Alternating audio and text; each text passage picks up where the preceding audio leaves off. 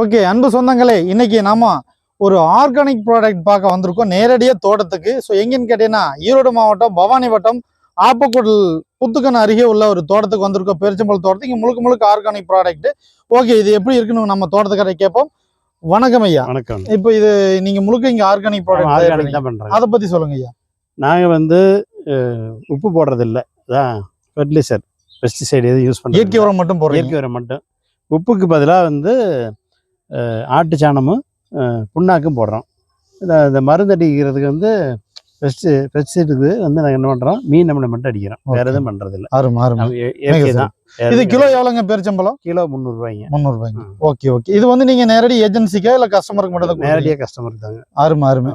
Customer உங்களை contact பண்ணா நீங்க கொடுத்துடலாம் இல்லையா?